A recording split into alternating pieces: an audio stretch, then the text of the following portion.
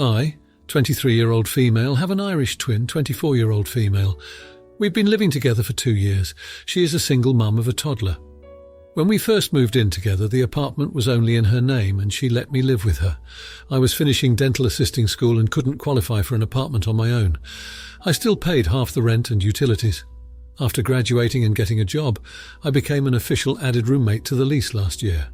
I make a lot of money for my age, so when my sister was struggling to pay her half of the rent when her job cut her hours significantly, it was a no-brainer to start paying more. I could easily afford all the rent, so covering another 25% is nothing. Plus, I love her and my niece. My sister has no help whatsoever from the father, so I help her as much as I can. He works under the table, so he doesn't get his wages garnished for child support. I have watched her struggle to afford daycare and food for her baby, so I also help her with that. 2 days ago, my sister sits me down and tells me she has news. She's pregnant. My jaw dropped. I ask who the dad is, and she starts crying. I didn't expect her to say it's her deadbeat baby daddy. I was shocked, and she continued with her explanation. She saw a girl commenting under his posts, and she went on her page and saw they had taken pictures at the same place at the same time. The girl also posted about him for his birthday weeks later, saying, "Happy birthday to my fiancé." She messaged her letting her know he's a deadbeat and got blocked. Then her baby daddy called her saying she's a crazy witch, and that led to them getting a hotel room and they slept with each other.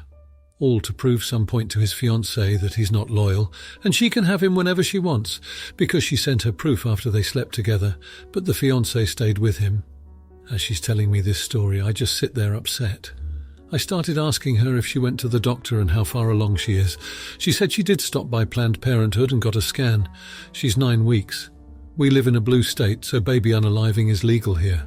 I told my sister that I wasn't going to be resigning the lease unless she got a baby unaliving. She looked at me with so much disgust and started crying harder. She called me an evil witch and said I'm a horrible person for making her choose between her baby or having housing. I told her that with her reduced hours now, she can't afford even half the rent, let alone the daycare she splits between me, our dad and aunt, so she needs to understand the position she's putting me in since the responsibility is falling on me. She told our family, and they're pissed, saying I'm being heartless to even ask her that, and that I shouldn't punish her. They're suggesting that I should at least sign for another 6 months so she can get her shoot together since 5 weeks isn't a lot of time. I said no. She's ungrateful for all the help I've done, so I'm out. They're saying I'm a jerk since when I didn't qualify, she let me live with her, even though I paid half. Now for a few comments before the update. Comment 1. Well, this is messy. My first thought is that a lot of people have to choose between housing and having a baby. Most of us do it before pregnancy, but that doesn't matter here. What really bothers me is that your sister is not emotionally stable enough to raise children by herself.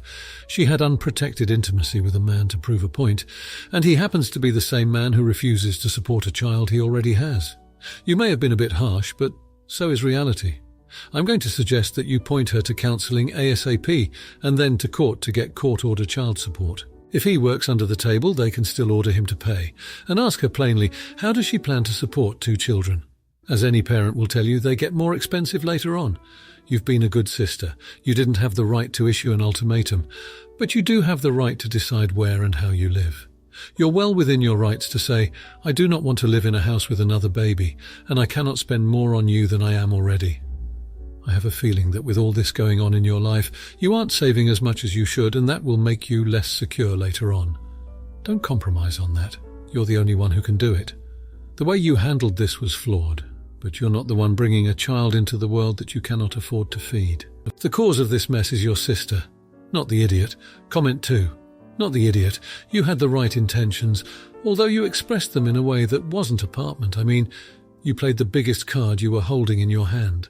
When we do something for our loved ones, we shouldn't hold that as a way to control them or their decisions. I can understand where you are coming from. She definitely shouldn't have this baby, rationally speaking. But it's not for us or for you to decide. I can understand that the responsibility will fall over you eventually. So you could have told her that she should reconsider and that you wouldn't be able to support that second baby. But using the lease card was like using a bazooka for ending the life of a spider. So you might have been wrong there.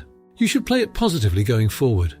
Like encourage and even somewhat push your sister to get a job, make a life for herself. She can't be dependent on you and others for all her life. She needs to sort out her life by herself. You guys are there for her to count on and to support her, but she shouldn't take it granted. Comment 3. I shouldn't punish her and I should sign at least 6 months. Not the idiot. I hate when family tries to spend other family members' money. Tell your family that they can co-sign for your sister and pitch in on the rent since they're so adamant about it. You aren't forcing your sister to get a baby unaliving. You just aren't going to live with her if she has another kid. The kids are not your responsibility and you should not have to take care of them. Deadbeat dad's future wife should know that if he cannot afford child support, they will get it out of her wages. When they get married, the courts take into consideration the household income, so she will be on the hook for both kids if in the US. Now for the update. Fast forward a few months. I've moved into my own place, which is a big change but a welcome one. I have a newfound sense of freedom and independence, but I've also had a lot of time to think about my sister and niece. One evening my phone buzzed. It was my sister. She was in labour. The father was nowhere to be found, of course, and I was the only family nearby, so I swallowed my pride and rushed to the hospital. It was a long, exhausting night, but eventually my sister gave birth to a beautiful baby boy. The second I held him in my arms, everything else seemed to fade away. It wasn't about the money or the poor decisions or the animosity. It was about family. Post-birth, my sister and I had a long, heartfelt talk. She apologised for her actions and the strain it put on our relationship, but most importantly, she thanked me for being there that night and for all the help I've provided over the years. I told her I didn't agree with her choices, but I understood that she was doing what she thought was best.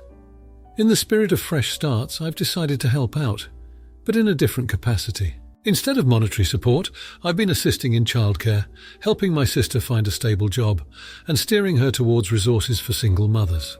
It's a lot of work, but it feels like the right thing to do. Last week, my sister found a job and got accepted into a program providing affordable housing for single mothers. It's a small step, but it's progress. Our family is slowly warming up to the idea that I'm not the villain they made me out to be.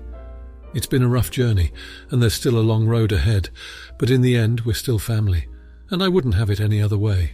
Edit. Thanks for the gold, kind stranger. TLDR. My sister had the baby, we made amends, and I've been helping her get back on her feet. It's not easy, but it's worth it. Now for the comments. Comment 1. Not the idiot. It's commendable that you're taking on the role of support for your sister and niece in a time of need, despite past differences. There's a lot to be said for that kind of maturity. Family dynamics can be tricky, and it's not always easy to reconcile past grievances, but it's clear that you're making a genuine effort here. Furthermore, you're not just offering assistance, you're providing tangible, practical help in terms of childcare, job hunting and housing. It's not just about repairing your relationship, but also about helping your sister build a stable life for herself and her child. Your family is lucky to have someone like you who is willing to step up when it counts. Comment 2. Not the idiot. It's a true testament to your character that you're willing to make sacrifices for the sake of your sister and her child. It's evident that you value your family bond and are willing to do whatever it takes to maintain and strengthen it. Your actions also demonstrate a selfless consideration for others, which is a rare and admirable trait. People often fail to look past their personal feelings or grudges, but you've shown that you can rise above this for the well-being of others. Your sister is undoubtedly going through a tough time, and your support is undoubtedly making a significant positive impact on her life. Comment 3. Not the idiot. Your actions speak volumes about the kind of person you are. In a difficult situation, you've chosen to step up and be a pillar of support. You've not only provided emotional support by rushing to the hospital and having a heartfelt conversation, but you've also committed to long-term, meaningful assistance. You're helping to shape a better future for your sister and niece, and that's an incredibly altruistic thing to do. The fact that you're doing this despite perhaps not having the best relationship with your family before shows your commitment to making things better. It's not about who was right or wrong in the past, but about doing what's best for your family right now. Now for the next story. This is driving me insane, and I'm wondering if I'm overreacting, so I'm posting here, also on phone. I've had a terrible day, and I got a call that my husband was going to grab takeout and asked what I wanted. I wanted a fried chicken sandwich. When he got home, he got me the grilled version. I asked him why, and he told me he was looking after me and my weight. I admit I lost it and pointed out that he is much fatter than I am and that he is the one with a gut. I took the fried sandwich and took a bite. This resulted in a huge argument and he called me a jerk and left. Update. He found the post. We are going to have a long talk. Now for a few comments before the update. Comment 1. Not the idiot. I wanted a fried chicken sandwich. When he got home, he got me the grilled version. I asked him why, and he told me he was looking after me and my weight. Oh boy. I took the fried sandwich and took a bite. This resulted in a huge, and he called me a jerk and left. He shouldn't project. He can't handle it. Comment 2. Not the idiot. He basically called you fat and took it upon himself to make a good choice for you based on that belief that you did not ask for. Then he gets mad when you point out that he's fatter than you and take the sandwich you wanted in the first place instead of the one he bought you. Comment 3. Not the idiot. He didn't get you what you asked for. And anyone that is larger than someone has no business saying they're looking after the other's weight. Sounds like he expects you to take him as he is, but wants you to stay thinner and to him more attractive for him. Easy and clear, not the idiot. Now for the update. Over the past month, things have been really challenging. Tensions between us didn't ease up after our argument. We tried to have that serious conversation, only for it to turn into another blame game. Despite some promising moments of reconciliation, we were stuck in a vicious cycle of anger and resentment, neither of us willing to back down. In the midst of all this, my husband's health took a turn. He ended up at the doctor's office after experiencing severe chest pains, and it turned out he had high blood pressure. The doctor attributed it to stress and his weight. The irony wasn't lost on either of us, considering our argument around health started this whole mess. My husband started medication, and we both decided to make a lifestyle change. We even joined a gym together, hoping it would be a bonding experience for us.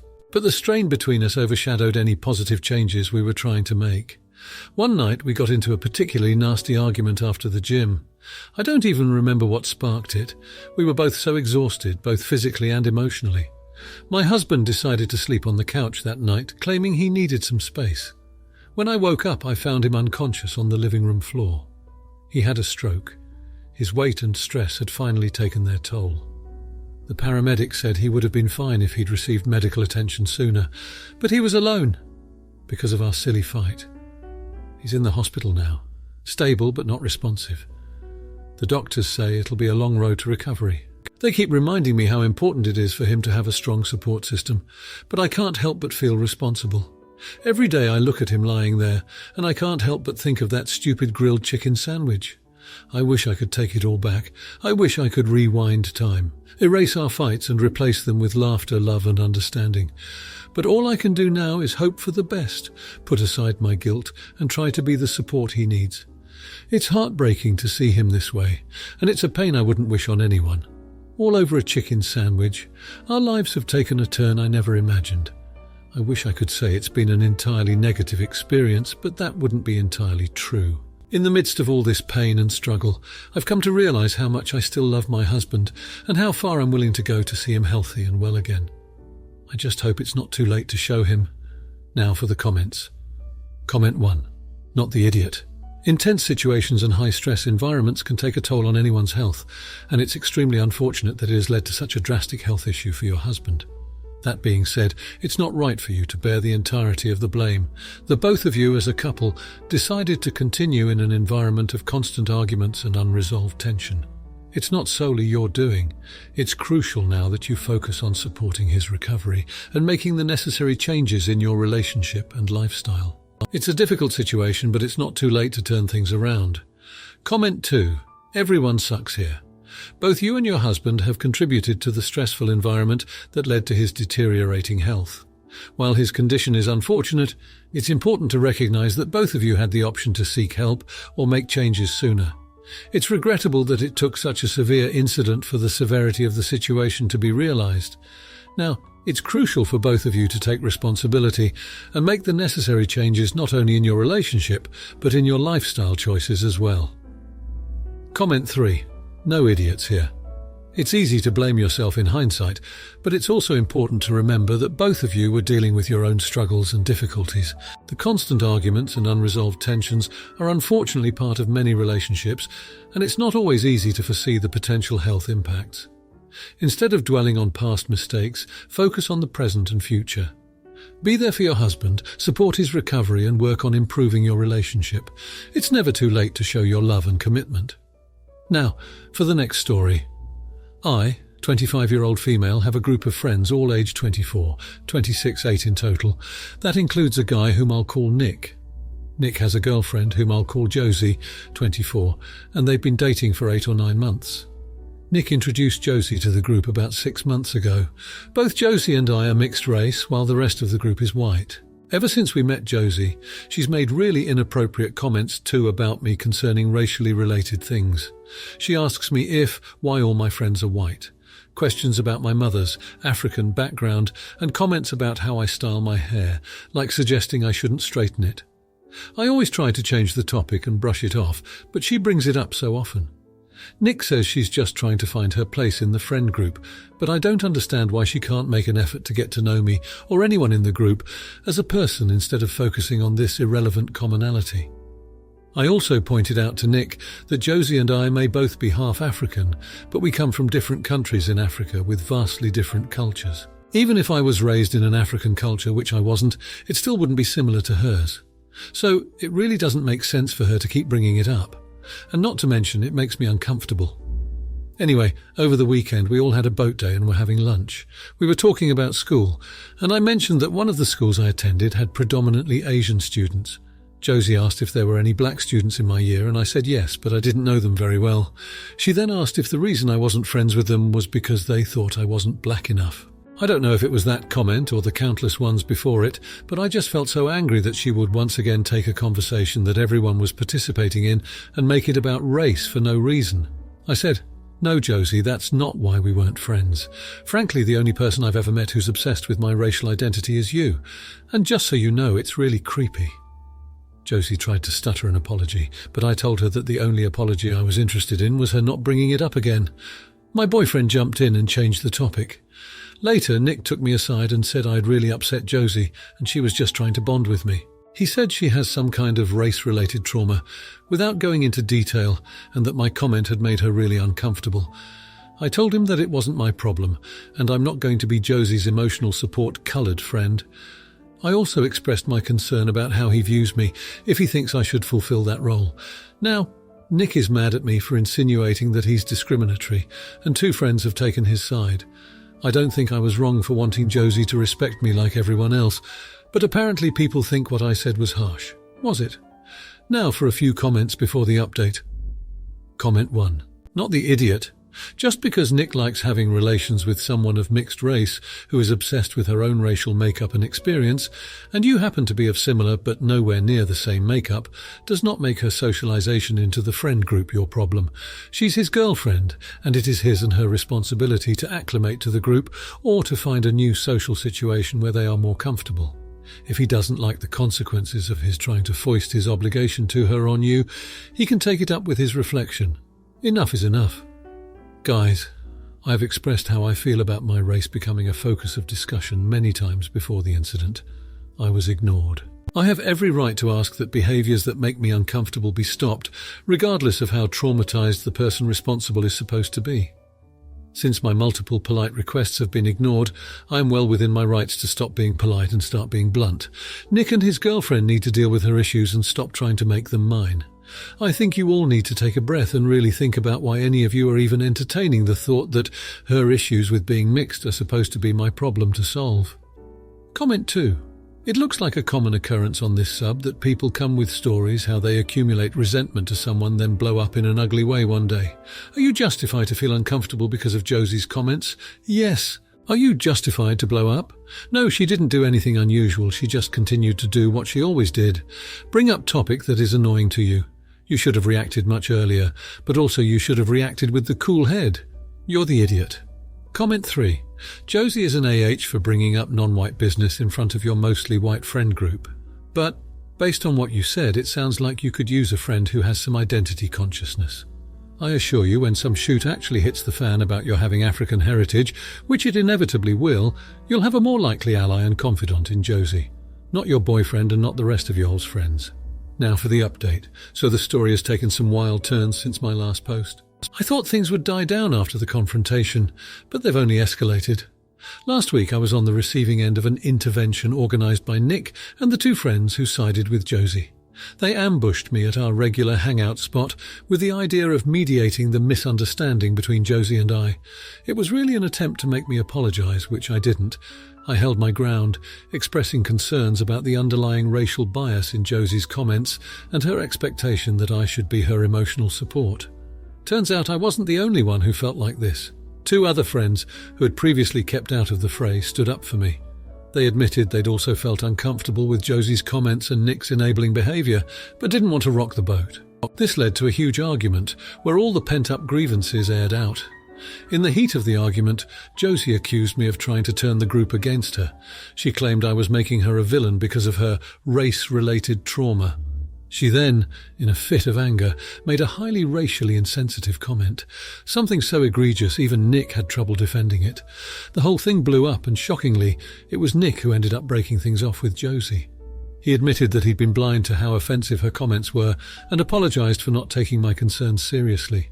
Josie, for her part, stormed out of the hangout and has since cut contact with everyone. Nick and I are talking things out. We're not exactly back to being best buds yet, but he's trying to make amends. He's admitted that he was wrong to dismiss my feelings and says he wants to understand and do better. As for the 2 friends who stood up for me, we've become a lot closer. It's a bittersweet silver lining to the whole mess, but I'm grateful for their support.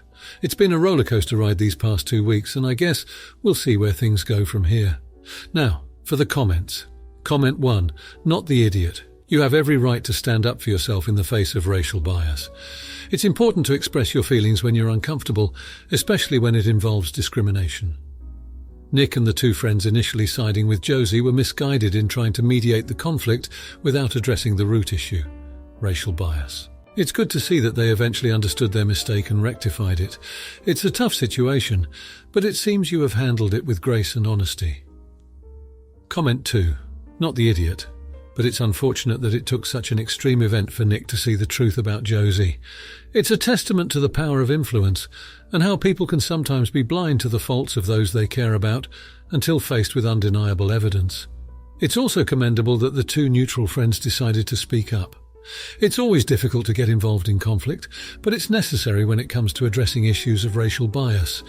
The future might be uncertain, but it seems you're on the right path. Comment 3, not the idiot. It's always tough when friendships fracture, especially over something as serious as racial bias. You did the right thing by standing your ground and not tolerating any form of discrimination. It's unfortunate that Josie chose to cut off contact instead of acknowledging her mistake and apologising. However, it's a positive sign that you and Nick are working on repairing your friendship. It's important to remember that true friendships can weather storms and come out stronger. If you like this video, you'll probably like these too. Also, while you're here, please consider subscribing. It's your support that keeps this channel alive and allows me to make better and longer videos. Have a great day.